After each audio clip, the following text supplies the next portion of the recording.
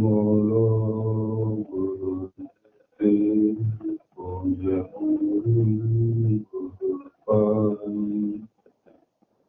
ಮಂತ್ರ ಮೂಲೋ ಗುರುವಾಕ್ಯಂ ಮುಕ್ತಿ ಗುರುಕೃಪಃ ಜಗದಾದಿ ಜಗದ್ಗುರು ಸಿದ್ಧಾರೂಢ ಮಹಾಸ್ವಾಮಿಗಳ ಪಾದಪದ್ಮಗಳಿಗೂ ಆರೂಢ ಜ್ಯೋತಿ ಶಿವಪುತ್ರ ಮಹಾನ್ ಸ್ವಾಮಿಗಳ ಶ್ರೀಪಾದಕ್ಕೂ ಶ್ರೋತ್ರಿಯ ಬ್ರಹ್ಮನಿಷ್ಠ ಬ್ರಹ್ಮಲೀನ ಸದ್ಗುರು ಬಸವಾನಂದರ ಶ್ರೀ ಚರಣಗಳಿಗೆ ಅನಂತ ದೀರ್ಘ ದಂಡ ಪ್ರಣಾಮಗಳನ್ನು ಸಮರ್ಪಿಸುತ್ತ ಸದ್ಗುರು ಸಿದ್ಧಲಿಂಗಪ್ಪ ತಾತ ಪಗಲ್ ಇವರನ್ನು ಮಹಾಪೂಜಿಸುತ್ತ ತಮ್ಮೆಲ್ಲರಿಗೂ ವಂದಿಸುತ್ತ ಈ ದಿನ ಶ್ರವಣ ಮಾಸದ ಅಥವಾ ಶ್ರವಣ ಮಾಸದ ಅಂಗವಾಗಿ ಹಮ್ಮಿಕೊಂಡಂತ ಜಗತ್ತಿನ ಮುಮುಕ್ಷುಗಳ ಉದ್ಧಾರಕ್ಕಾಗಿ ತಮ್ಮ ಪೂರ್ವ ಆಶ್ರಮದ ರಾಜ್ಯವನ್ನೇ ತ್ಯಾಗ ಮಾಡಿ ಭೋಗ ಭಾಗ್ಯಗಳ ತ್ಯಾಗವನ್ನು ಮಾಡಿ ಒಬ್ಬ ಶ್ರೇಷ್ಠ ವಿರಾಗಿಯಾಗಿ ಸನ್ಯಾಸಿಯ ವೇಷವನ್ನು ಧರಿಸಿ ಗುರುಕುಲದ ವಾಸಿಯಾಗಿ ಗುರುವಿನ ಆಜ್ಞೆಯನ್ನ ಪರಿಪಾಲನೆ ಮಾಡಿ ಜಗತ್ತಿಗೆ ತಮ್ಮದೇ ಆದಂತ ಸರಳವಾದ ಭಾಷೆಯಲ್ಲಿ ಸಾಮಾನ್ಯರು ಅರ್ಥ ಮಾಡಿಕೊಳ್ಳುವಂತ ಮೋಕ್ಷದ ಮಾರ್ಗವನ್ನ ಹಾಕಿಕೊಟ್ಟಂತ ಜ್ಯೋತಿ ಬೆಳಗುತ್ತಿದೆ ಎನ್ನುವ ಗ್ರಂಥಕ್ಕೆ ಕಾರಣೀಭೂತರಾದ ಶ್ರೀಮನ್ ನಿಜಗುಣ ಯೋಗಿಗಳ ಶ್ರೀಪಾದಕ್ಕೆ ಅನಂತ ಅನಂತ ದೀರ್ಘದಂಡ ಪ್ರಣಾಮಗಳನ್ನು ಸಮರ್ಪಿಸಿ ಗ್ರಂಥದಲ್ಲಿ ಪ್ರವೇಶವಾಗೋಣ. ಹಿಂದೆ ನಿನ್ನೆ ದಿನ ವಿಚಾರವನ್ನು ಮಾಡಲಾಗಿ ಅವರು ಜಗತ್ತಿಗೆ ಇಡೀ ವಿಶ್ವಕ್ಕೆ ಪಂಡಿತರಿಗೆ ಜ್ಞಾನಿಗಳಿಗೆ ಗ್ರಂಥವನ್ನ ರಚನೆ ಮಾಡಿದ ವೇದ ವಿಚಾರವನ್ನು ಓದಿದವರಿಗೂ ಕೂಡ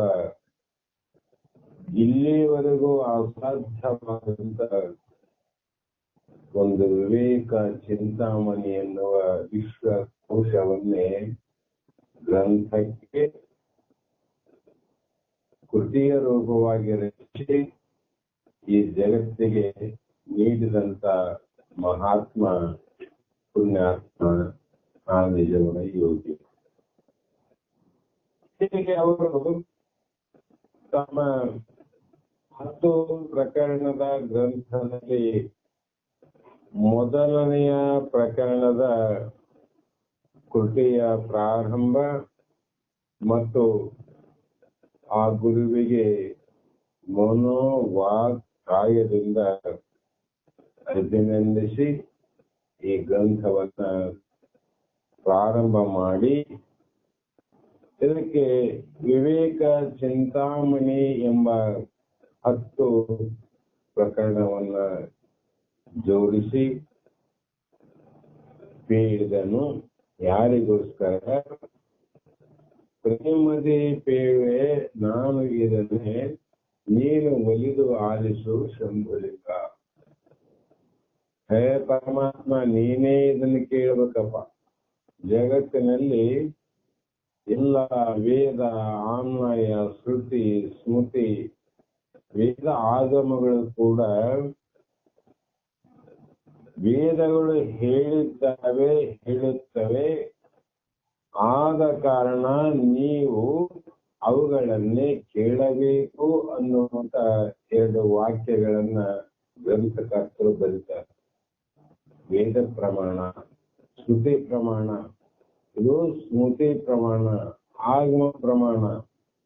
ಅದಕ್ಕಾಗಿ ಈ ಗ್ರಂಥಗಳನ್ನು ನಾವು ಕೇಳಬಾರದು ಅನ್ನೋ ಅಲಕ್ಷ್ಯವನ್ನ ಮಾಡದೆ ಪ್ರಮಾಣ ಗ್ರಂಥಗಳನ್ನ, ಕಾರಣ ಪರಮಾತ್ಮ ಭಗವಂತ ಹೇಳಿದ ಮಾತುಗಳನ್ನ ನಾವು ಕೇಳಲೇಬೇಕು ಅಂತ ಎಲ್ಲಾ ಗ್ರಂಥಕರ್ತರ ಅಭಿಪ್ರಾಯ.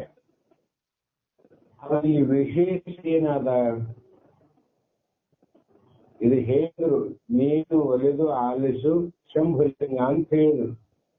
ವಿಶೇಷ ಏನಾದಿದ್ರೆ ಆ ಪರಮಾತ್ಮ ಹೇಳಿದಂತ ವೇದಗಳನ್ನ ಎಲ್ಲರೂ ಪ್ರತಿಪಾಲನೆ ಮಾಡಬೇಕು. ಶ್ರುತಿಯ ಪ್ರಮಾಣವೇ ಅಖಿಳಗ್ಗೆ ಅಂತ ಅನುಭವ ಸಾರದಲ್ಲಿ ನಿಜಗುಂಡ್ರು ಹೇಳ್ಯಾರ. ಅದು ಇಲ್ಲಿ ಹೇಳ್ತಾರ ಎಂಥ ಮಾತಂದ್ರೆ, ಅಂಥ ವೇದಗಳನ್ನ ಹೇಳಿದಂತ ಪರಮಾತ್ಮನೇ ನೀನು ಕೇಳು ಅಂತ ಇಲ್ಲಿ ಹೇಳ್ತಾರೆ. ವಿಚಾರ ಮಾಡಬೇಕಲ್ಲ, ಎಷ್ಟು ದೂರ ಅನುಭವದ ಮಾತುಗಳು ಅಂದ್ರೆ, ಬಲ್ಲವರ ಕರ್ಣಗಳಿಗೆ ಇದು ಬಿದ್ರೆ ಮೈ ರೋಮಾಂಚನ ಆಗ್ತದೆ, ಸಾಮಾನ್ಯ ಮಾತಲ್ಲ. ಹಾಗಾಗಿ ಮೊದಲು ಈ ಗ್ರಂಥದಲ್ಲಿ ಜಗತ್ತಿನ ಸ್ವರೂಪ ಹೇಳಿದರು.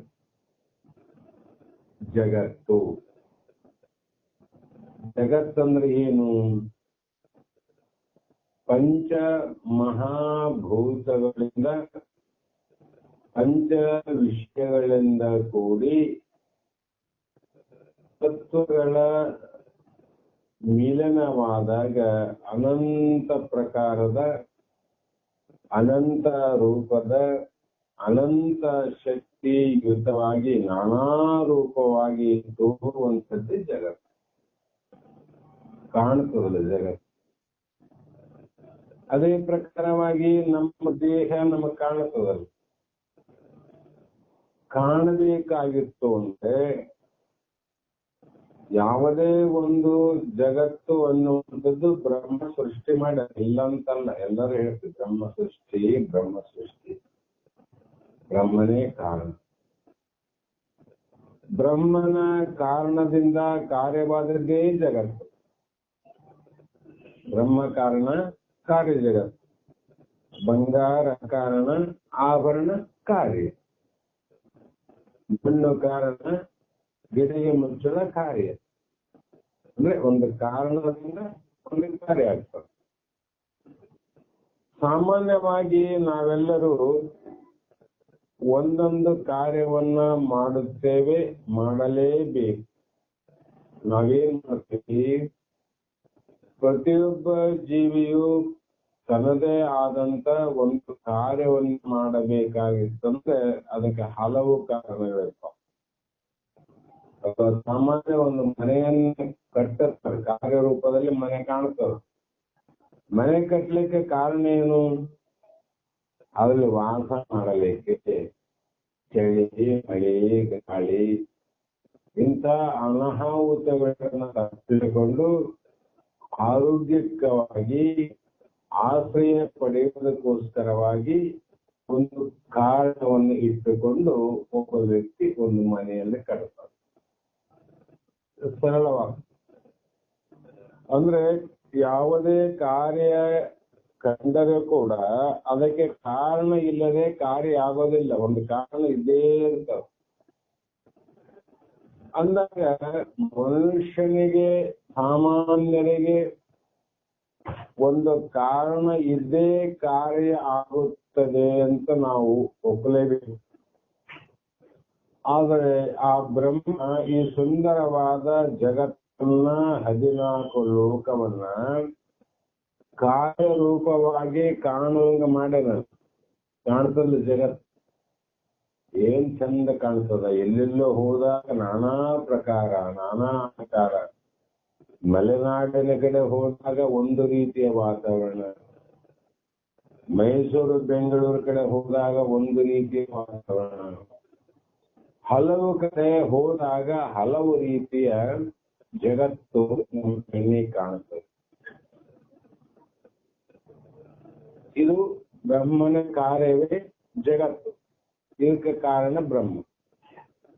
ಮತ್ತೆ ಇಂತಹ ಸುಂದರವಾದ ಜಗತ್ತನ್ನ ಯಾವುದೇ ಕಾರಣ ಇಲ್ಲದೆ ಮಾಡೇನಂತಿರೋ ಅಥವಾ ಏನಾದ್ರು ಕಾರಣ ಇದೆ ಅಂತಿರೋ? ಇರಲೇಬೇಕು, ಕಾರಣ ಇರಲೇಬೇಕು.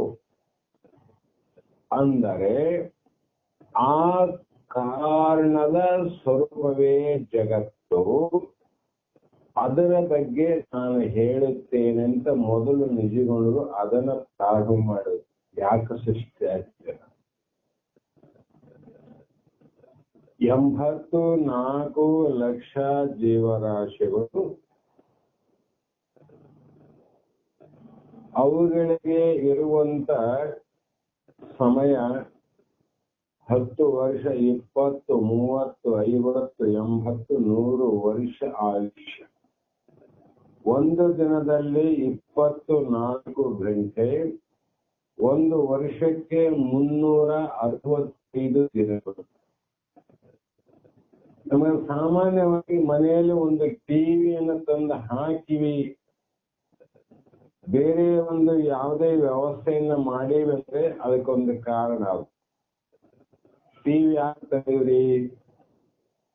ನಮಗೆ ಸಮಯ ಕಳೆಯಲಿಕ್ಕೆ ಆಗದಂತ ಪ್ರಸಂಗದಲ್ಲಿ ಆ ಟಿವಿಯನ್ನು ನೋಡ್ತಾ ನೋಡ್ತಾ ಅರ್ಧ ಗಂಟೆ, 1 ತಾಸು, 2 ತಾಸು ಸಮಯವನ್ನ ಹೊತ್ತನ್ನ ಕಳೆಯಬೇಕಂತ ದೊಡ್ಡ ಟಿವಿ ಆಗಿದೆ. ಅಂದ್ರೆ ಉದ್ದೇಶ ಅಲ್ಲ, ಸಮಯ ಕಳೆಯಲಿಕ್ಕೆ ಅದು ಬೇಕಾದಂತ ಮನೋರಂಜನೆಯ ಮಾಧ್ಯಮ, ರಂಜನೆ ಕೊಡ್ತದೆ. ಸುಮ್ಮನೆ ಧಾರಾವಾಹಿ ನೋಡ್ಕೊಂತ ಹೋದ್ರೆ ಅರ್ಧ ಗಂಟೆ ಆದಂತೆ ಗೊತ್ತಾಗ, 1 ತಾಸು ಆದಂತೆ ಗೊತ್ತಾಗ. ಯಾತಕ್ಕೆ ಅಂದ್ರೆ ಮನುಷ್ಯನು ತಾನು ಸಮಯವನ್ನ ಕಳೆಯಲಿಕ್ಕೆ ಬೇಜಾರ ಆದಂತ ಸಂದರ್ಭದಲ್ಲಿ ಅದನ್ನ ನೋಡಿ ಅವನು ಆನಂದ ಪಡೆಯಲಿ ಅಂತ ಮನೆಯಲ್ಲಿ ತಂದು ಹಾಕಿ 1 ತಾಸು, ಅರ್ಧ ಗಂಟೆ ಸಮಯ ಕಳೆಯಲಿಕ್ಕೆ ನಮಗೇನಾದ್ರೂ ನೋಡ್ಬೇಕು, ನಾವು ಬೇರೆ ಹೌದು ಏನಾದ್ರು ಮಾಡ್ಬೇಕು. 84 ಲಕ್ಷ ಜೀವರಾಶಿಗಳನ್ನ ಬ್ರಹ್ಮ ಸೃಷ್ಟಿ ಮಾಡಿನ, ಅವುಗಳ ಆಯುಷ್ಯ ಎಷ್ಟು ಕೊಟ್ಟನ ಅಂದ್ರೆ ಮೊದಲೇ ಹೇಳಿದಂತೆ 10ರಿಂದ ಪ್ರಾರಂಭವಾಗಿ 100 ವರ್ಷದವರೆಗೂ ಆಯುಷ್ಯ. ಈ 100 ವರ್ಷ ಆಯುಷ್ಯವನ್ನ ಈ ಜೀವಿಗಳು ಹೇಗೆ ಕಳಿಬೇಕು? 1 ತಾಸು ಸಮಯ ಕಳೆಯಲಿಕ್ಕೆ ಬೇಸರ ಆಗ್ತದ, ಬೇಜಾರಾಗ್ತದ. ಮತ್ತೆ ಅವಾಗ ಮೊದಲು ಟಿವಿ ಇದ್ದಿಲ್ಲ, ಸಿನಿಮಾ ಇದ್ದಿಲ್ಲ, ಮಾಲ್ಗಳಿದ್ದಿಲ್ಲ, ಮಂತ್ರಿ ಮಹಲ್ಗಳಿದ್ದಿಲ್ಲ.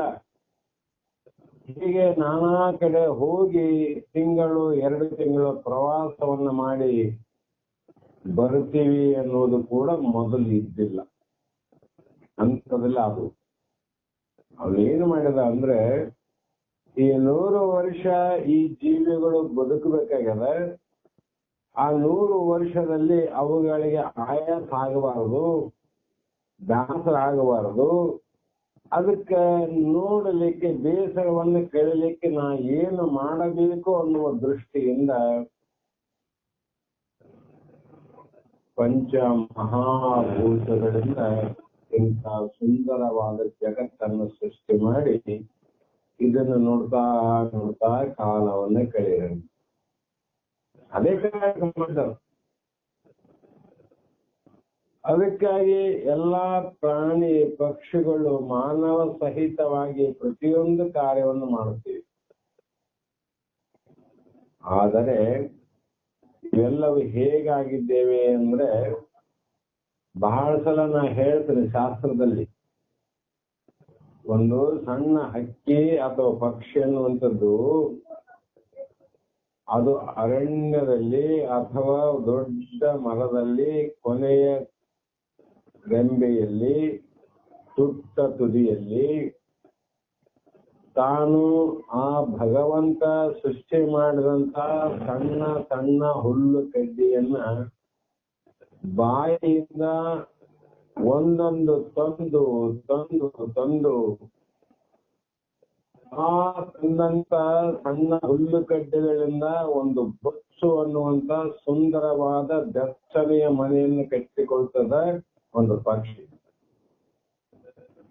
ಆ ಪಕ್ಷಿಗಳು ಕಟ್ಟಿದ ಬೊಚ್ಚು ನೋಡಬೇಕು, ಅದು ಎಷ್ಟು ಯಾವ ಮಾನವ ಕೂಡ ಮಾಡಲಿಕ್ಕೆ ಯಾವ ಎಸಿಯನ್ನು ತಂದು ಹಾಕಿದರೂ, ಎಷ್ಟು ಉಷ್ಣದ ಸಾಮಗ್ರಿಗಳನ್ನ ಬೆಳೆಸಿದರೂ ಅದು ತಂಪು ಆಗದ ಬಿಸಿಯೂ ಆಗದ ಒಂದು ಅದ್ಭುತ ಜ್ಞಾನದಿಂದ ಒಂದು ಪಕ್ಷಿ ಕಾಗಿ ಆಗಲಿ ಗುಬ್ಬಿ ಆಗಲಿ ಒಂದು ಮನೆ ಕಟ್ತದೆ. ಆ ಮನೆಯಲ್ಲಿ ಹೇಗೆ ಮಾಡಿತು ಅಂದ್ರೆ, ಭಗವಂತನ ವಸ್ತುಗಳನ್ನ ಸೃಷ್ಟಿಯಲ್ಲಿ ಇರುವಂತ ವಸ್ತುಗಳನ್ನೇ ತೆಗೆದು ಅದನ್ನೇ ಬೆಳೆಸಿತು, ಅದರಲ್ಲಿ ಗೂಡನ್ನ ಕಟ್ಟಿತು, ಆ ಗೂಡಿನಲ್ಲಿ ತನ್ನ ತತ್ತಿಯನ್ನ ಹಾಕಿತು, ಅಲ್ಲಿಯೇ ಮರಿಗಳನ್ನ ಮಾಡಿದು. ನಂತರ ಆ ಮರಿಗಳ ರಕ್ಷಣೆಯನ್ನ ಕೆಲವು ಕಾಲ ಮಾಡಿ ಆ ತನ್ನ ಮಕ್ಕಳಾದ ಮರಿಗಳ ಸಹಿತವಾಗಿ ತಾನು ಕೂಡ ತಾನೇ ಕಟ್ಟಿದ ಬೆಚ್ಚನೆಯ ಮನೆಯನ್ನು ಬಿಟ್ಟು ಹಾರಿತು ಆಕಾಶ. ಹಾರ್ತದಿಲ್ಲ, ಅದೇ ಮನೆಗೆ ಹೋಗುದು ಇಲ್ಲ.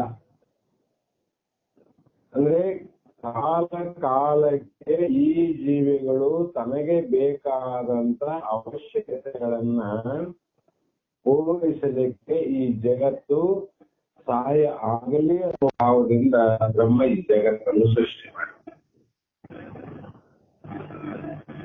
ನಾವು ಏನ್ ಮಾಡಿದೀವಿ,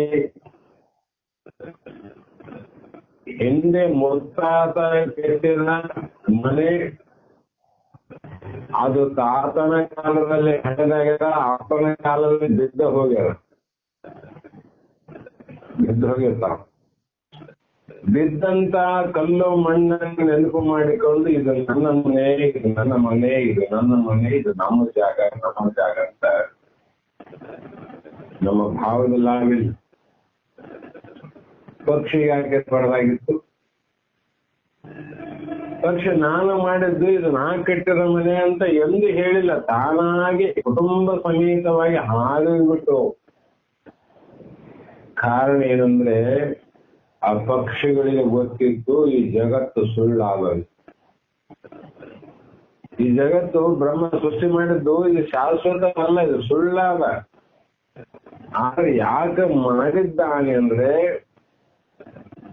ಸಮಯ ಬಂದಾಗ ತನ್ನ ಕಾರ್ಯವನ್ನ ಮಾಡಲಿಕ್ಕೆ ಅನುಕೂಲವಾಗಲಿ, ಮಾಡಿಕೊಳ್ಳಲಿಕ್ಕೆ ಅನುಕೂಲವಾಗಲಿ ಅಂತ ಮಾಡಿದ್ರೆ ಅದರಿಂದ ಉಪಯೋಗ ಆಯ್ತು.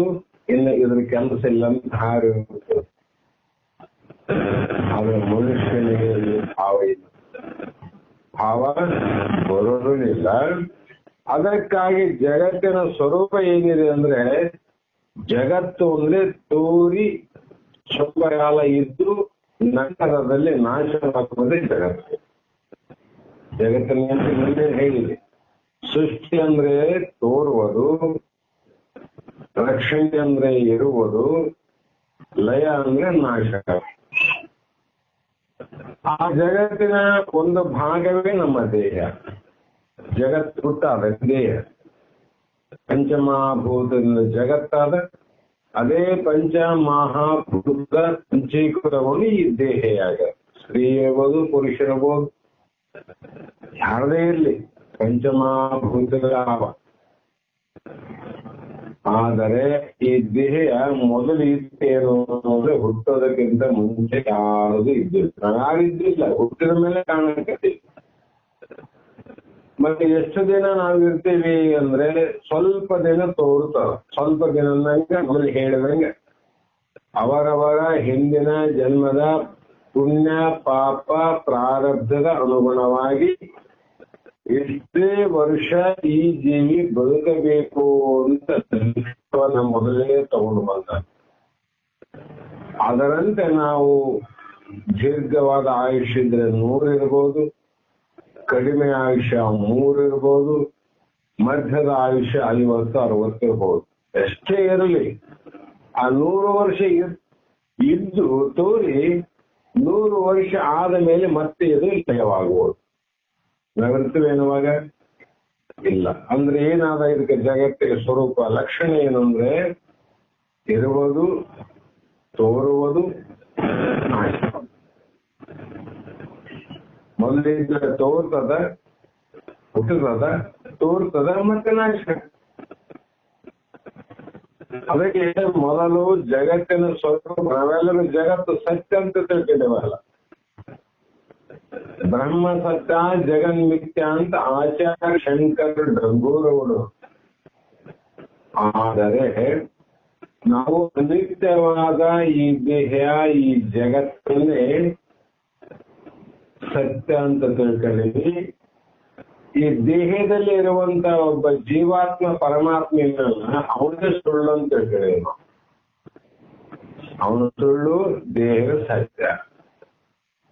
ಅದಕ್ಕಾಗಿ ನಾವು ತಿಳ್ಕೊಂಡಂತ ಮಿಥ್ಯವಾದ ಜಗತ್ತನ್ನು ಸತ್ಯ ಅಂತ ಹೆಂಗ ತಿಳ್ಕೊಂಡಿವಿ, ನೀನು ತಿಳಿದುಕೊಂಡಂತ ಜ್ಞಾನ ಸರಿಯಾದದ್ದು ಅಲ್ಲ ಅನ್ನುವಂತ ವಿಚಾರವನ್ನ ಹೇಳೋದಕ್ಕೋಸ್ಕರವಾಗಿ ನಿಜಗುಣ ಹೇಳಿದ್ರು ಜಗತ್ತಿನ ಸ್ವರೂಪ ಲಕ್ಷಣ ಇದು ಮಿಥ್ಯ, ಎಲ್ಲರದು ಮಿಥ್ಯ.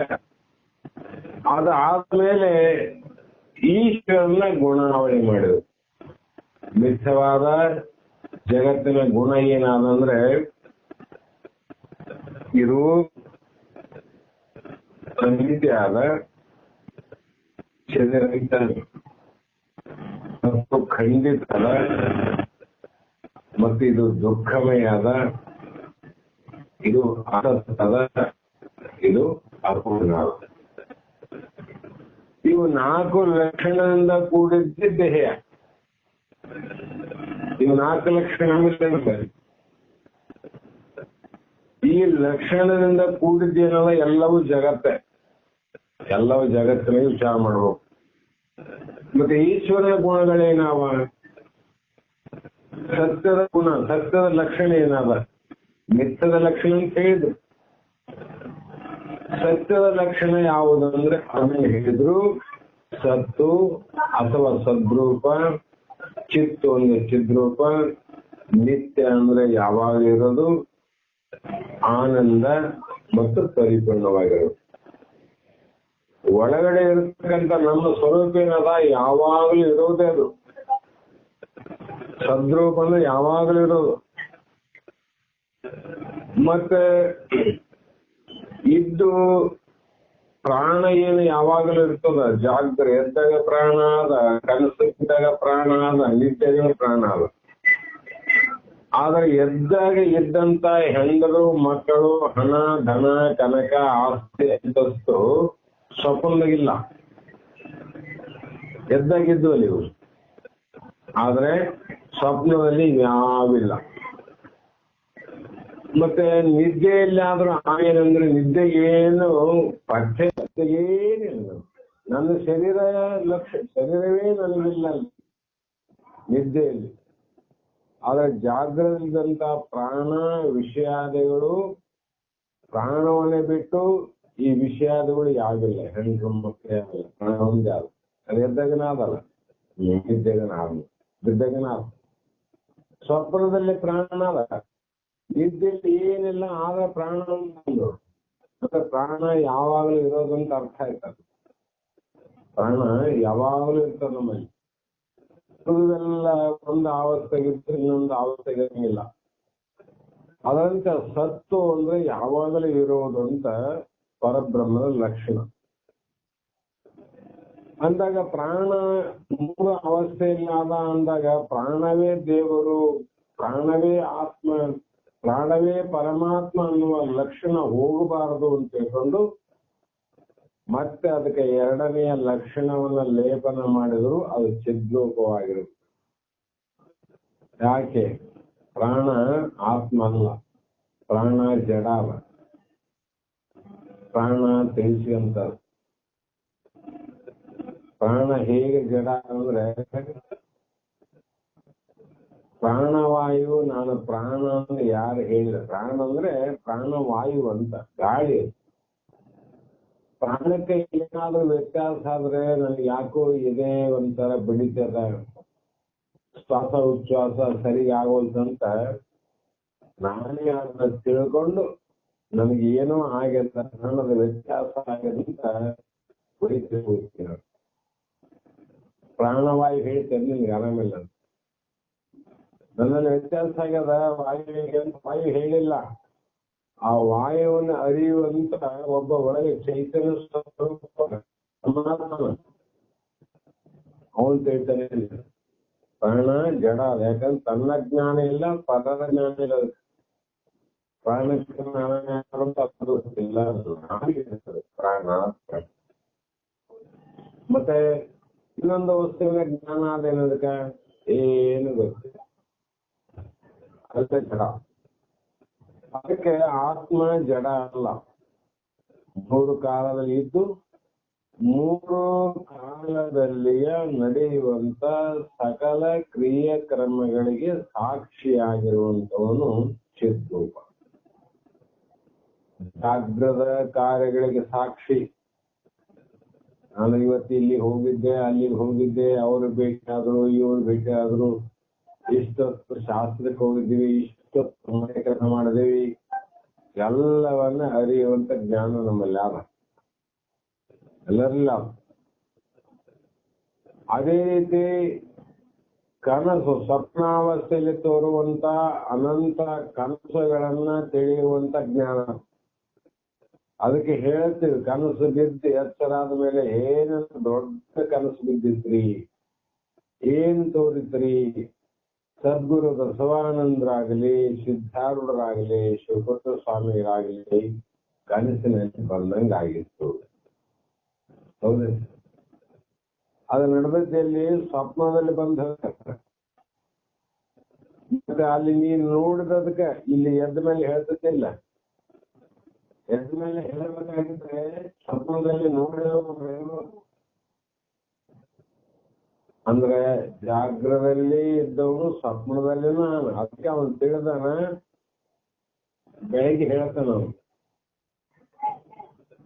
ಮತ್ತೆ ನಿದ್ರಾವಸ್ಥೆಯಲ್ಲಿ ಏನಿಲ್ಲ, ಜಾಗ್ರ ಇಲ್ಲ, ಜಾಗ್ರದ ವ್ಯವಹಾರ ಇಲ್ಲ, ಜಗತ್ತಿಲ್ಲ. ನಿದ್ದೆಗೆ ಜಗತ್ತಾದ ಏನಿಲ್ಲ. ಸ್ವಪ್ನದಲ್ಲಿ ಬಿದ್ದಂತ ಕನಸು ಕೂಡ ಅಲ್ಲಿಲ್ಲ. ನಿದ್ದೆ ಗಾಢವಾದ ನಿದ್ರೆ ಕನಸು ಬರಂಗಿಲ್ಲ. ಸ್ವಪ್ನಾವಸ್ಥೆ ಅಂತಾರೆ. ಗಾಢವಾದ ನಿದ್ರೆ ಬೇರೆ, ಸ್ವಪ್ನಾವಸ್ಥೆ ಬೇರೆ. ಎದ್ದಿರೋದಕ್ಕೆ ಜಾಗ್ರಾವಸ್ಥೆ ಅಂತಾರೆ. ಅಲ್ಲಿ ಏನು ಇಲ್ಲದಿದ್ರು ಕೂಡ ಬೆಳಗ್ಗೆ ಎದ್ದ ಮೇಲೆ ಬಂಧುಗಳ ಮನೆಯಲ್ಲಿ ಕೇಳ್ತಾರ, ಹೊಸ ಜಾಗ, ನಿದ್ದೆ ಹೇಗಾಯ್ತಪ್ಪ ಅಂತ ಕೇಳಿದಾಗ ಆ ವ್ಯಕ್ತಿ ಹೇಳ್ತಾನ, ಬಹಳ ಆನಂದವಾಗಿ ನಾನು ಹೊರಗಿದ್ದೆ ಅಥವಾ ಮಲಗಿದ್ದೆ, ಬಹಳ ಆನಂದವಾಗಿ. ಮತ್ತೆ ನಿದ್ರೆಯಲ್ಲಿ ಎಲ್ಲರಿಗೂ ಆನಂದ ಆಗಿದಲ್ಲ. ಎದ್ದ ಮೇಲೆ ಯಾರಿಗಾದ್ರೂ ದುಃಖ ಆಗ್ಬೋದು, ಆ ಪ್ರಶ್ನೆ ಬೇರೆ. ನಿದ್ದೆಗಂತೂ ಎಲ್ಲರಿಗೂ ಆನಂದ. ಕಳ್ಳನಿಗೂ ಆನಂದ, ಸುಳ್ಳರಿಗೂ ಆನಂದ, ಶಿಷ್ಯಗೂ ಆನಂದ, ಗುರುವಿಗೆ ಆನಂದ, ಭಕ್ತರಿಗೂ ಆನಂದ, ದೇವರಿಗೆ ಆನಂದ. ಎಲ್ಲಿ? ಗಾಢವಾಗಿದ್ರೆ.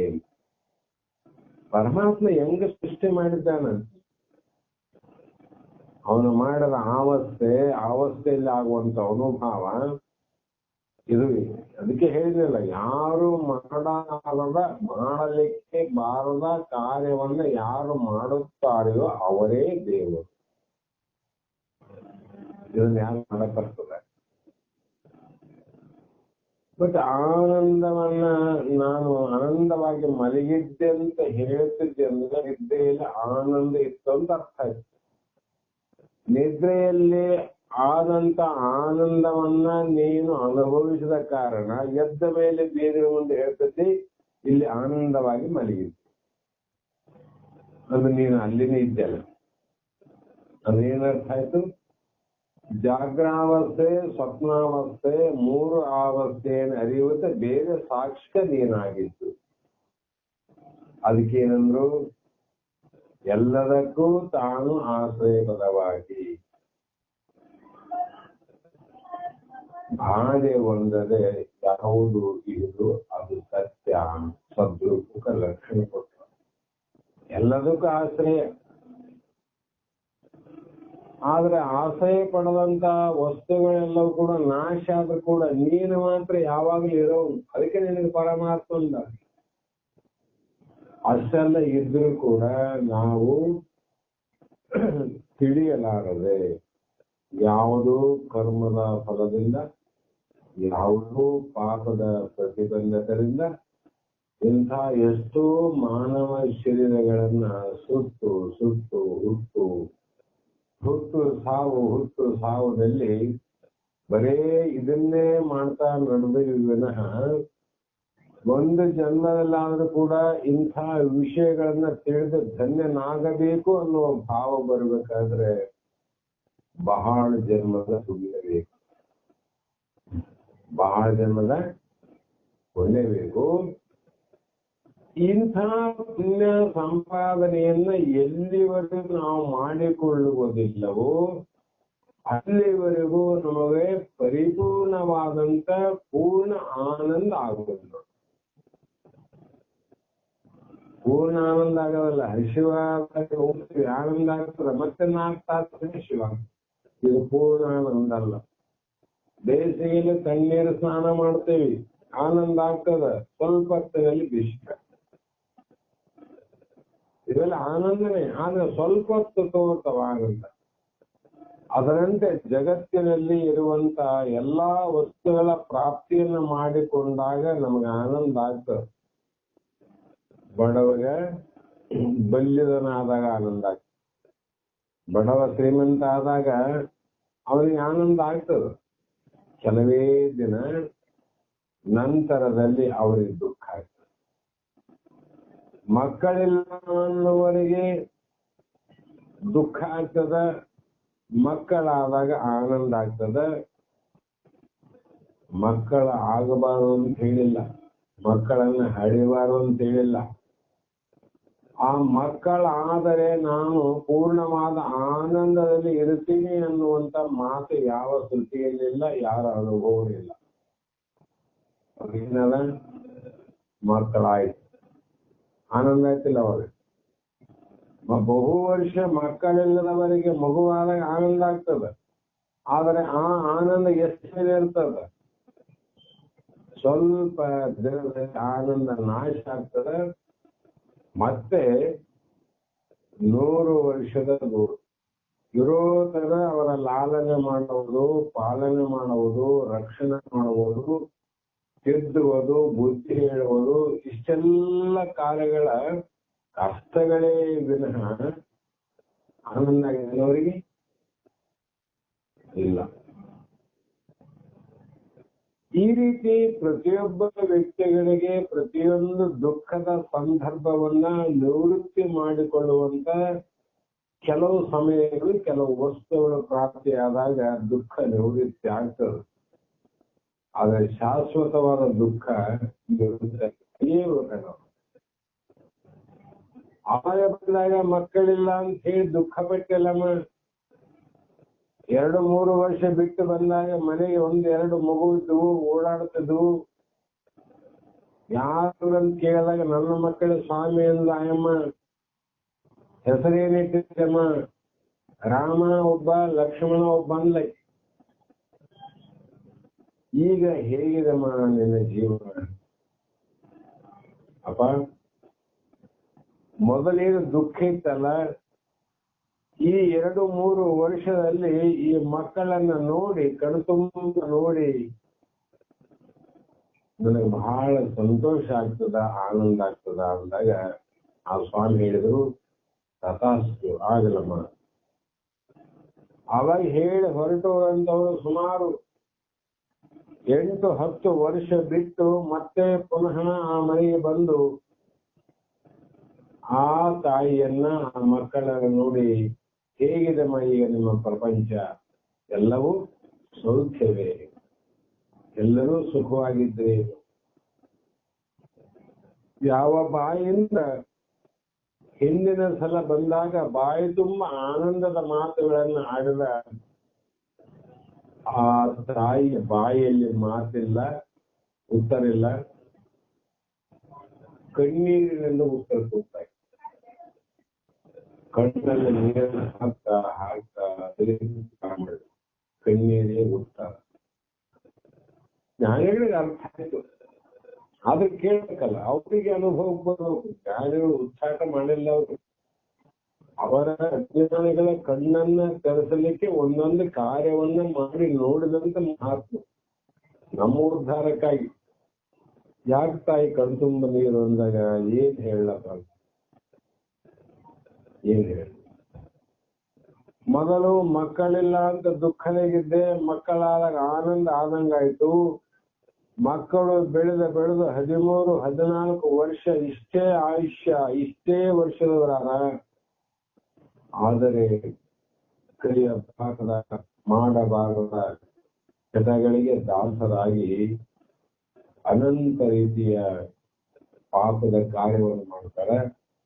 ನನಗೆ ಅನಿಸ್ತದ, ಮಕ್ಕಳು ಇಲ್ಲದಾಗಿ ಇದ್ದಂತ ಸುಖ ಈ ಮಕ್ಕಳಾದ ಮೇಲೆ ನನಗಿಲ್ಲ. ಇದ್ದಂತ ಆನಂದ ಕೂಡ ಅದು ಎಲ್ಲ ಹೋಗಿ ಬಿಟ್ಟದ ಅಂತ ಗಣಗಳನ್ನತ್ತಾಗ ಸ್ವಾಮಿ ಹೇಳಿದ. ಹೌದು ತಾಯಿ, ಜಗತ್ತಿಗೆ ಯಾರು ಹೇಳಿದ್ರು ಮಕ್ಕಳಾದ್ರೆ ಆನಂದ ಆಗ್ತದಂತ ಹೇಳಿದ್ರೆ, ಬಹಳ ಸಂಪಾದನೆ ಮಾಡಿದ್ರೆ ಆನಂದ ಆಗ್ತದೇನು? ಏನಾದ್ರೂ ನಿನ್ನ ಕೈವಶವನ್ನ ಮಾಡಿಕೊಂಡು ನೀ ಹೇಳಿದಂತೆ ಕೇಳುವ ಊರಿನ ಜನರಿದ್ದರೂ ಕೂಡ ನಿನ್ಗೆ ಆನಂದ ಆಗದೇನು? ಅವೆಲ್ಲ ಇರಬಾರ್ದಂತ ಅರ್ಥ ಅಲ್ಲ. ಮಕ್ಕಳಲ್ಲಿ ಜನ ಇರಲಿ, ಆದರೆ ಎಲ್ಲಿವರೆಗೂ ನೀನು ಕೃಪಾದಕ್ಕೆ ಎರಗಿ ಈ ಮಾನವ ಜನ್ಮದ ಶ್ರೇಷ್ಠತೆ, ಘನತೆ ಇದು ಏನಿದೆ ಎನ್ನುವಂತ ರಹಸ್ಯವನ್ನ ಎಲ್ಲಿವರೆಗೂ ನಾವು ತಿಳಿಯುತ್ತೋ ಅಲ್ಲಿವರೆಗೂ ದುಃಖ ನಿವೃತ್ತಿ ಅಂದ್ರೆ ದುಃಖವನ್ನು ನಾಶ ಮಾಡುವ ಆನಂದ. ಹಸಿವನ್ನ ನಾಶ ಮಾಡುವ ಊಟ ಆನಂದ ಆಗ್ತದೆ. ಊಟ ಏನ್ ಮಾಡ್ತದ? ಹಸಿವನ್ನ ಕಳಿತದಷ್ಟೇ, ಮತ್ತೆ ಹಸಿವಾಗ್ತದಿಲ್ಲ. ಆದ್ರೆ ಈ ಸತ್ಸಂಗ ವಾಕ್ಯಗಳನ್ನ ನೀನು ನಿನ್ನ ಪರಮಾತ್ಮನನ್ನ, ಜಗತ್ತನ್ನ, ದೇಹವನ್ನ, ದೇಹದ ಒಳಗಿರುವ ಈಶ್ವರನನ್ನ, ಅವನ ಗುಣಲಕ್ಷಣವನ್ನ, ಈ ದೇಹದ ಗುಣಲಕ್ಷಣವನ್ನ ತಿಳಿದುಕೊಂಡು ಇವೆರಡರಲ್ಲಿ ನಾನು ಯಾರು ಅನ್ನುವಂತ, ನಾನು ಲಕ್ಷಣ ಏನು ಅನ್ನುವಂಥದ್ದನ್ನ ಸದ್ಗುರು ಮುಖಾಂತರ ಎಲ್ಲಿವರೆಗೂ ತಿಳಿದು ಅಲ್ಲಿವರೆಗೂ ಜನ್ಮ ಜನ್ಮಾಂತರಕ್ಕೆ ದುಃಖ ಇದ್ವಿ. ಯಾತ್ರಿ ಹೆಂಗನ ಜೀವ ಪ್ರಾಣ ಹೋದ್ರು ಸಾಕಮರಯ್ಯ, ನಾ ದುಃಖ ತಾಳಲಾರೆ ಅಂತೀವಿ, ಹೋಗ್ತೀವಿ. ಆದ್ರೆ ಈ ದೇಹದಲ್ಲಿ ದುಃಖವಾಯಿತು, ಮುಂದೆ ದೇಹ ದುಃಖ ಬಂದ್ರೆ ಬರ್ತವಿಲ್ಲ. ಅಂತ ನಮ್ಮಪ್ಪನ ನೋಡಮಂತಿಲ್ಲ ನಾವು. ಸಾರಿ ಅದು ಏನೇ ಮಾಡಿಲ್ಲ, ಸತ್ತ ಮೇಲೆ ಗೊತ್ತದಪ್ಪ, ನನಗೆ ಬರ್ತದ ಗ್ಯಾರಂಟಿ ಅದಲ್ಲ. ಮತ್ತೆ ಪರರ ಗಳಿಸಿದ ಆಸ್ತಿ ನಿಂದಲ್ಲ, ನಿನ್ನದಲ್ಲದ ಆಸ್ತಿ ನನಗೆ ಬರ್ತದಂತ ವಿಶ್ವಾಸ ಆದ್ರೆ ಗ್ಯಾರಂಟಿ ಇದೆ. ಮತ್ತೆ ನೀನ್ ಮಾಡದ ಪಾಪ ಪುಣ್ಯ ಯಾಕೆ ಗೊತ್ತದನು, ನಿನಗೆ ಬರ್ತದ. ನಾವು ಮಾಡಿದ್ರೆ ನಮಗೆ ಬರ್ತದೆ. ಹಾಗಾಗಿ ಆ ಜಗತ್ತಿನ ಸ್ವರೂಪ ಲಕ್ಷಣ, ಪರಮಾತ್ಮನ ಗುಣಾವಳಿ ಲಕ್ಷಣ, ಇದಕ್ಕೆ ಪ್ರಮಾಣ ಶಾಸ್ತ್ರಗಳು. ಪ್ರಮಾಣ ಬೇಕಿದಕ್ಕೆ. ಯಾರು ಹೇಳ್ಯಾರ ಅಂದ್ರೆ ಇಂಥವ್ರು ಹೇಳ್ಯಾರ, ಭಗವಂತ ಹೇಳ್ಯಾರ, ಅದೊಂದು ಪ್ರಮಾಣ. ಪ್ರಭುದೇವ ಅದೊಂದು ಪ್ರಮಾಣ. ಆಗಮ ಹೇಳದ ಅದೊಂದು ಪ್ರಮಾಣ. ವೇದದಲ್ಲಿ ಪರಮಾತ್ಮ ಇದೊಂದು ಪ್ರಮಾಣ. ಪ್ರಮಾಣ ಇಲ್ಲದೆ ನಾವು ಏನನ್ನು ವಿಚಾರ ಮಾಡಿ ಅದನ್ನ ಪ್ರಚಾರ ಮಾಡಿದ್ರು ಕೂಡ ಒಂದಿಲ್ಲ ಒಂದು ದಿನ ಅದು ಅಪ್ರಮಾಣ ನಮ್ಮ ಕೂಡಲ ಸಂಗಮ. ನಾವು ಬೇಕಾದಷ್ಟು ಮಾಡಬಹುದು, ಅವ್ರು ವಿಚಾರವನ್ನು ಮಾಡಬಹುದು, ಇಲ್ಲಂತಲ್ಲ, ಅದು ಪ್ರಚಾರವನ್ನು ಮಾಡಬಹುದು. ಅದರ ಪ್ರಮಾಣದಲ್ಲಿ ಹೇಗೆ ಅಂತ ಏನ್ ಹೇಳ್ಯಾರ ಅದಕ್ಕೆ ತಕ್ಕಂತೆ ನಡೆಯಿದ್ದ ಮಾತ್ರ ಆ ನುಡಿಗೆ ಮಹತ್ವ ಬರ್ತಾವ. ಇಲ್ಲಂದ್ರೆ ಅದು ಮಹತ್ವ ಬರೋದಿಲ್ಲ. ಆ ಕಾರಣ ಪುರಾಣ ಮತ್ತು ಇತಿಹಾಸ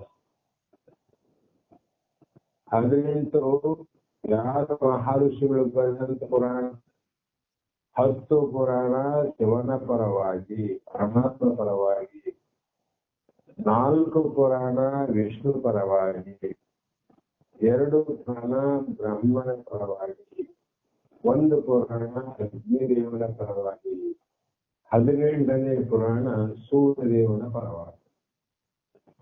ಈ ಮೂಲ ಮೊದಲು ಯಾವ ಪುರಾಣಗಳಂದ್ರೆ ವ್ಯಾಸ ಮಹರ್ಷಿಗಳು ಅವರೇ ರಚನೆ ಮಾಡ್ಯಾರ ಪುರಾಣ. ಈಗ ಇದ್ದು ಪುರಾಣ ಬೇರೆ, ಇವೆಲ್ಲ ದುಡ್ಡು ಕೊಟ್ಟು ಬರೆಸೋ ಪುರಾಣ. ತಾತ ಹೇಳ್ತೀನಲ್ಲ, ದುಡ್ಡು ಕೊಡೋದು ಬರ್ಸೋದು, ಯಾವ್ದಾದ್ರು ಬರೀ ಈಗ ದುಡ್ಡು ಕೊಟ್ರೆ ಯಾವ್ದಾದ್ರು ಬರ್ತಾರೆ. ಆದ್ರೆ ವ್ಯಾಸ ಮಹರ್ಷಿ ಮಾನವರ ಪುರಾಣ ಬರೋದಲ್ಲ, ಲಕ್ಷ ಇದೆ. ಮನುಷ್ಯರ ಪುರಾಣ ಬರೋದಲ್ಲ. ಏನು ವ್ಯಾಸ ಮಹರ್ಷಿ ಪರಮಾತ್ಮನ 10 ಪುರಾಣ, ವಿಷ್ಣುದೇವನ 10 ಪುರಾಣ, ಬ್ರಹ್ಮದೇವನ ಪುರಾಣ, ಸೂರ್ಯದೇವನ ಪುರಾಣ, ಅಗ್ನಿದೇವನ ಪುರಾಣ ಬರೋದಲ್ಲ. ಸಾಮಾನ್ಯ ಸತ್ತು ಹುಟ್ಟುವ ಮನುಷ್ಯರ ಪುರಾಣ ಬರೋದೇ ಇಲ್ಲ. ಅದಕ್ಕ 18 ಪುರಾಣ ಅಂತ ಬರೋದು ಶಾಸ್ತ್ರದಲ್ಲಿ. ಈಗ ನಾವು ಪುರಾಣ ಹೇಳ್ತಿದ್ದಲ್ಲ, 50,000 ಹೇಳಿದಲ್ಲಿ 70,000 ಕೊಟ್ರೆ ಇನ್ನೆಷ್ಟು ಪೌಡರ್ಗಳು ಹಾಕ್ಬಿಡ್ತಾರೆ. ಅಲ್ಲಿ ಪಂಜ ಮಾಡಿದ, ಇಲ್ಲಿ ಪೌಡರ್ ಮಾಡಿದ, ಇಲ್ಲಿ ಕಾಯ ಮಾಡಿದ, ಇಲ್ಲಿ ಕರ್ಪೂರ ಮಾಡಿದ, ಕೈ ಎತ್ತಿದ, ಮಕ್ಕಳಾದವು. ಹಿಂಗ ಆಯ್ತು ಆಯ್ತು ಅಂತೇಳಿ ಪುರಾಣ ಬಹಳ ಸ್ನೇಹಿ. ಇವು ಯಾರು ಮಾಡಿದ ಪುರಾಣ ದುಡ್ಡಿನಿಂದ ಬರೆಸಿದಂತ ಪುರಾಣ. ಎಲ್ಲೋ ಒಬ್ಬರಿಬ್ರು ಅದಕ್ಕೆ ಯೋಗ್ಯತೆ ಇರ್ಬೋದು, ಇಲ್ಲ ಅಂತಲ್ಲ, ಮಾಡಿರ್ಬೋದು. ಈಗ ಏನಿಲ್ಲ, ನಾನೊಂದ್ ಸ್ವಲ್ಪ ರೊಕ್ಕ ಖರ್ಚು ಮಾಡಿದ್ರೆ ನನ್ನೊಂದು ಪುರಾಣ ಬಂದ ಬಿಡ್ತದೆ, ಏನ್ ದೊಡ್ಡಾಗ. ಆದ್ರೆ ಈ ಪುರಾಣಗಳು ಪ್ರಮಾಣ ಏನಂತ ಕೇಳ್ತಾರೆ. ಇದಕ್ಕೇನ್ ಪ್ರಮಾಣ? ಇಲ್ರಿ ಅವ್ರು ಹೇಳ್ತದ ಚಲೋ ಇಲ್ಲ, ಅವ್ರು ಹೇಳಿದ್ದು ನೀನ್ ಹೇಳೋದು, ನೀ ಹೇಳಿದವರು ಅವ್ರು ಹೇಳೋದು, ಅವ್ರು ಹೇಳಿದ್ದು ಅವ್ರು ಹೇಳೋದು. 3 ಯಾರು ಹೇಳಿದ್ರು? ನನಗೆ ಆತ ಹೇಳ್ದ, ಆತ ಹೇಳ್ದ, ಆತ ಹೇಳ್ದ, ಆಯ್ತು.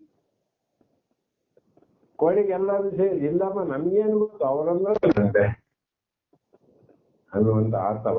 ಹಾಗಾಗ್ಲಿಲ್ಲ. ಮತ್ತು ಪುರಾಣ ಅಲ್ಲದೆ ಇತಿಹಾಸಗಳು, ಇತಿಹಾಸ ರಾಮಾಯಣ, ವ್ಯಾಸ ಬರೆದ ಮಹಾಭಾರತ, ವಾಲ್ಮೀಕಿ ಋಷಿ ಬರೆದಂತ ರಾಮಾಯಣ, ಇವೆಲ್ಲವುಗಳ ಪರಿಚಯದೊಡನೆ ಗ್ರಂಥ ನಿಧಾನವಾಗಿ ಪ್ರಮಾಣಬದ್ಧವಾಗಿ ಅದು ನಿಜಗುಣರು ನಿತ್ಯ ತಮ್ಮ ಗುಹೆಯಲ್ಲಿ ಏಕಾಂತದಲ್ಲಿ ಪ್ರಜ್ವಲಿಸುವಂತ ಜ್ಯೋತಿಯ ಬೆಳಕಿನಲ್ಲಿ ಅವರು ಬರ್ತಾ ಹೋಗಿದ್ರು. ಈ ಮೊದಲನೇ ಪ್ರಕರಣ 10 ಪ್ರಕರಣ, 1 ಪ್ರಕರಣ ವೇದಾಂತಿಕ ಜೋಡಣೆ ಮಾಡ್ಯಾರ. ಬೇಕಾದ್ರೆ ಮತ್ತೆ ಈ ಯಾವ ಗ್ರಂಥಾವಳಿಯಲ್ಲಿ 1 ಪ್ರಕರಣ ಅದ, ವೇದಾಂತಿಕ ತಗೊಂಡಾರ. ಉಳಿದದ್ದು 10 ಪ್ರಕರಣ ಗ್ರಂಥ ನೋಡಬೇಕು. ಅದ್ಭುತವಾದ ಅನುಭವಗಳನ್ನು ಬರ್ತಾರೆ. ಆ ಗ್ರಂಥದಲ್ಲಿ ಬರೆದ ಶಿವಯೋಗ ಸಿದ್ಧಾಂತವನ್ನ ಪ್ರತಿಯೊಬ್ಬರು ನೋಡ್ಬೇಕು.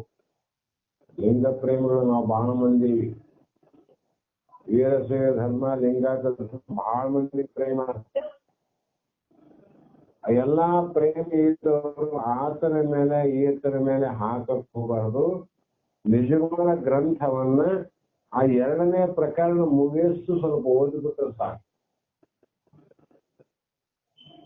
ಶಿವಯೋಗ ಅಂದ್ರೆ ಏನು, ಪೂಜಾ ಅಂದ್ರೆ ಏನು, ಪೂಜಾ ವಿಧಾನಗಳೇನು, ಪೂಜಾ ಪದ್ಧತಿಗಳೇನು, ಪೂಜೆಗೆ ಬೆಳಕೆ ಮಾಡುವ ಸಾಮಗ್ರಿಗಳು ಏನು ಅಂತ ಶುರು ಮಾಡಿ ಅದರಲ್ಲಿ ಮತ್ತು 3-4 ಭಾಗವನ್ನು ಮಾಡಿ ಶಿವಯೋಗ ಸಿದ್ಧಾಂತವನ್ನು ಮಾಡ್ಯಾರಲ್ಲ, ಆ ಗ್ರಂಥದಲ್ಲಿ ಮಾಡಿದನ್ನ ಈ ಜಗತ್ತಲ್ಲಿ ನಾವು ದೂರಿ ಯಾರನ್ನು ನೋಡಿಲ್ಲ. ಪೂಜೆ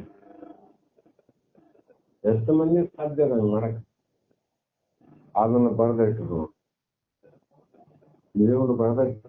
ಅದರಲ್ಲಿ ಹೀಗೆ ಆ ಎಲ್ಲಾ ಗ್ರಂಥವನ್ನ ಬರಿತಾ ಕೈವೆಲ್ಲೋ ಉಪಾಯ ಕಥನ ಎಂಬ ಹೆಸರನ್ನ ಮತ್ತೆ ಇನ್ನೊಂದು ಗ್ರಂಥಕ್ಕೆ ಕೊಟ್ಟು 2ನೆಯ ಪ್ರಕಾರವೇ ಶಿವಸಿದ್ಧಾಂತ ಅಂತ ಬರೆದು, ಶಿವಸಿದ್ಧಾಂತ ಶಾಸ್ತ್ರಕ್ಕೆ ಮೀಸಲಾಗಬೇಕೆಂಬುದೇ ಅವರ ಅಭಿಪ್ರಾಯವಾಗಿತ್ತು.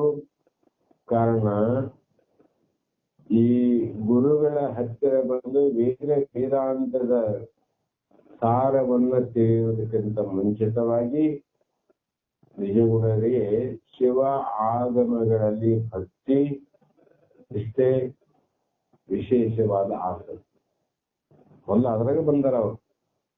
ನಾವು ಹೇಳ್ತಿದ್ವು ಅಲ್ಲ, ಬಸವಾನಂದರು ಸಿದ್ಧಲಿಂಗ ತಾತ್ನವರು ಬರೋದಕ್ಕಿಂತ ಮುಂಚೆ ನಾವು ಕೂಡ ನಮಗ ತಿಳಿದಷ್ಟು ಪೂಜಾ ವಿಧಾನಗಳನ್ನ, ಸ್ನಾನ ಸಂಧ್ಯಾ ವಂದನೆಗಳನ್ನ, ಮತ್ತೆ ಎಲ್ಲಿ ಹೋಗ್ಬೇಕು, ಎಲ್ಲಿಗೆ ಬರಬೇಕು ಅನ್ನೋ ವಿಚಾರವನ್ನ ನಮ್ಮ ಕೈಲಾದಷ್ಟು ಪರಿಪಾಲನೆ ಮಾಡಿದವರು ನಾವು.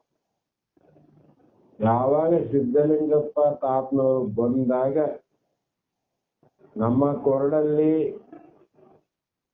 ಮೂಲ ಚಿಕ್ಕಂದಿನಿಂದ ಧಾರಣ ಮಾಡಿದಂತ ನಮ್ಮ ಮನೆಗೆ ಎಲ್ಲರಿಗೂ ಸಹಿತವಾಗಿ ಸಣ್ಣ ಹುಡುಗರು ಮಾಡಿ ಎಲ್ಲರಿಗೆ ಲಿಂಗಧಾರ, ಎಲ್ಲರ ಕೊರಳಲ್ಲಿ ಒಂದೊಂದು ಬೆಳ್ಳಿ ಲಿಂಗ ಇದೆ. ಎಲ್ಲರೂ ಪೂಜೆ ಮಾಡಿಕೊಳ್ಳೋರೆ. ಮತ್ತೆ ಎಲ್ಲಾ ಮನೆಯಲ್ಲಿ ಇರ್ತಕ್ಕಂಥ ಎಲ್ಲಾ ದೇವರಿಗೆ ಪೂಜೆ ಮಾಡೋದು. ಅಮಾವಾಸ್ಯೆ ಬಂತಂದ್ರೆ ನಮಗೆ ಸಿಟ್ಟ ಬರ್ತದೆ. ಜಗದ ಮೇಲೆ ಇಷ್ಟು ದೇವರು, ಮನೆ ತುಂಬಾ ಫೋಟೋಗಳು. ಆ ಜಗಲಿ ನೀನ್ ಇವತ್ತು ಪೂಜೆ ಮಾಡ್ಬೇಕಂತ ಹೇಳಿದ್ರಿಲ್ಲ ಎತ್ತ ನಮ್ ಅವಾಗ ಮನುಷ್ಯನಾಗ ಇಷ್ಟು ದುಃಖದಿಂದ ಎಲ್ಲಾ ದೇವರುಗಳು ತೊಳೆದು, ಫೋಟೋಗಳು ತೊಳೆದು, ಮತ್ತೆ ಅಲ್ಲಿಂದ ವಿಭೂತಿ ಕುಂಕುಮ ಹಚ್ಕೊಂತ ಬಂದು, ಮತ್ತೆ ಅಲ್ಲಿಂದ ಊರಿಗೆ ಬೆಳಕಂತ ಬಂದು, ಅಲ್ಲಿಂದ ನೈವೇದ್ಯ ತಿಳ್ಕೊಂಡು, ಇವೆಲ್ಲ ಬಹಳ ಕೆಲಸ. ಪೂಜೆ ಏನ 4 ಕೊಡ ನೀರು ತಗೊಂಬಂದು ತರ್ತೀನಿ, ಪೂಜೆ ಚಿರಬಾಯಿ ಅಂತ ಅವ್ರಿಗೆ ನೀರು ಬೇಕಂತ ಪೂಜೆ ಯಾರಿಗ ಹೇಳಿದ್ರೆ ಯಾರು ಇಲ್ಲ ಅಂತಾರ. ಎಲ್ಲರೂ ಹಿಂಗೇಂದ್ರೆ ಮಾಡಂತ ಇರ್ಲಿ. ಅಷ್ಟೆಲ್ಲ ಆದ ಮೇಲೆ ಯಾವಾಗ ಸಿದ್ಧಲಿಂಗ ತಾತನವರು ಬಂದು ಲಿಂಗದ ಬಗ್ಗೆ ಹೇಳಿದ್ರು, ಅಮ್ಮ ಲಿಂಗ ಪೂಜೆ ಅಂದ್ರೆ ಲಿಂಗ ವಿಧಿ ವಿಧಾನ ಹೇಗೆ ಅನ್ನುವಂತ ಶಾಸ್ತ್ರ ಕಲ್ಪನೆದಾಗ ನಮಗೇನಾಯ್ತು ಅಂದ್ರೆ, ಮೊದಲೇ ಕಾಲದಲ್ಲಿ ಬಂದಿತ್ತು. ಸುಮ್ಮನೆ ಮಂದಿ ಏನೆಲ್ಲ ಬೈತಾರಂತ ನಾವು ಲಿಂಗ ಪೂಜೆ ಮಾಡ್ತೀವಿ. ಅದು ಸಾಕಿರುವವರಿಗೆ ಸಾಕಾದವರಿಗೆ 100 ಜನ ಬರಂತ. ನಮಗೂ ಸಾಕಾಗಿತ್ತು. ಸಿದ್ಧಲಿಂಗರು ಬಂದು ಸಿದ್ಧಾಂತದಿಂದ, ಶಾಸ್ತ್ರ ಪುರಾಣದಿಂದ, ಯಾರ ಭಯ ಭೀತಿಯಿಂದ ಅವ್ರು ಹೇಳಿದಂತ ವಾಕ್ಯಗಳನ್ನು ವಿಚಾರ ಮಾಡಿದಾಗ ಅದು ಪೂಜೆ ಗೌಣಾಕೆ ಅಂತ ಇತ್ತು. ಪೂಜೆ ಒಂದೇ ಬಿಡೋದು ಕಡೆಗೆ ಪುಟಗ ಅಂತ ಬಂದಿ ಇತ್ತು. ಇಲ್ಲಂತಲ್ಲ ಕೊರೋನಾ. ಅವರು ದೇಹ ಬಿಟ್ಟರಂತರ ಸದ್ಗುರು ಬಸವಾನಂದರು ಬಂದ್ರು. ಅವರು ಬಂದ ಮೇಲೆ ಅವ್ರು ಹೇಳ್ತಕ್ಕಂತ ನಿಷ್ಠೂರವಾದ, ನೇರ, ಧೈರ್ಯವಾದ, ಸತ್ಯವಾದ ಮಾತುಗಳನ್ನು ಕೇಳಿದಾಗ ಮೊದಲು ಸಂಶಯ ಇತ್ತು. ಆ ಸಂಶಯ ಕೂಡ ಕಿತ್ತಿತ್ತು. ಬಸವಾನಂದ್ರ ಹೇಳುವಾಗ ಕಿತ್ತು ಹೋದ್ಮೇಲೆ ಏನಾಯ್ತು ಅಂದ್ರೆ, ಯಾವುದೋ ಕಾರಣಕ್ಕಾಗಿ ಒಂದು ದಿನ ಕೊರಳಿದ್ದಂತ ಇಟ್ಟಿವಿ. ಅದು ಇಟ್ಟು ಎಷ್ಟು ವರ್ಷ ಆಗಿದೆ, ಬಹುಶಃ ತೆಗೆದು ಹಾಕಬೇಕಂತಿಲ್ಲ, ಯಾವುದೋ ಕಾರಣಕ್ಕೆ ತೆಗೆದ್ವಿ. ಅದು ಎಲ್ಲಿ ಇಟ್ಟಿವಿ ಅಂತ ಇವತ್ತು ನಾವು ಹುಡುಕಕ್ ಹೋಗಿಲ್ಲ. ಅದು ನಮ್ಮ ಕಣ್ಣಿಗೆ. ನಾನು ಯಾಕೆ ಹೇಳ್ತೀನಿ, ಲಿಂಗದ ಬಗ್ಗೆ ಕನಿಷ್ಠವಾದ ಮಾತುಗಳಲ್ಲಿದೆ. ಇತಿಹಾಸ ಆಡುವಂತ ಮಾತಲ್ಲ. ಲಿಂಗ ಅಂದ್ರೆ ಏನು? ಲಯ ಗಮನ ಇಲ್ಲದ್ದೇ ಲಿಂಗ. ಹುಟ್ಟು ಮತ್ತು ಸಾವು ಯಾವುದಕ್ಕಿಲ್ಲವೋ ಅದು ಲಿಂಗ.